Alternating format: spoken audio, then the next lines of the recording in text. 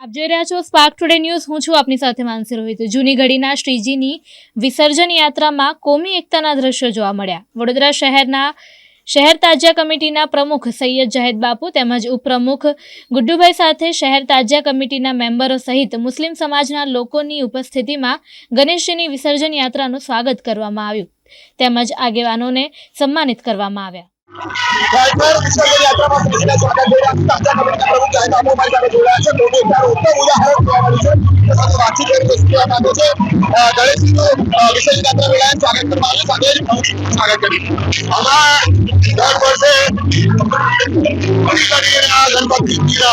स्वागत करिए छे અને જ્યાં સુધી ધ્યાનમાં જાણ છે ત્યાં સુધી સ્વાગત કરતા રહીએ। કેમ કે જૂની ઘડી સાથે અમારો જન્મદિન આવે છે અને દરેક ગામમાં જૂની ઘડી અને આપણે તો દેખાડો કોમી એકતાનો ઉત્તમ ઉદાહરણ ડોક્ટર મુસ્લિમ અને હિન્દુ સમાજની એકતા જળવાઈ તે માટેનો પ્રયત્ન છે। અમે કોઈ બી ધર્મનો હશે એનું સ્વાગત કરીશું।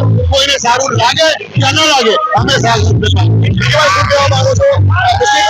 સ્વાગત કરવામાં આવશે કોમી એકતા જળવાઈ શહેરમાં શાંતિ જળવાઈ દેવાનો પ્રયત્ન। આ પાણીગીર સાથે જાહેદ બાપુ અમારા ત્રીજી પેઢીના સંબંધ છે ને પાણીગીર મુસ્લિમો હોય છે બધા અમારું માન સાથે સ્વાગત કરે છે અને અમારો ભાઈ તરફ કામ રહેવાનું છે।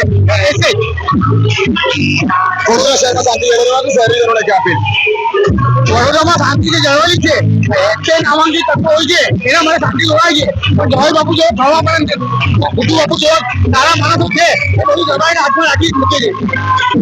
વિસર્જન યાત્રા નિમિત્તે ભક્તોને આ પ્રકારનો મેસેજ આપવામાં આવે છે, આ પ્રકારની અપીલ કરવામાં આવે। વડોદરાની જનતાને એટલું જ કહેવા માંગીએ સર્વ ધર્મ મહાન છે અને દરેક મહાનની ઇજ્જત કરવા અમારી ફરજ છે।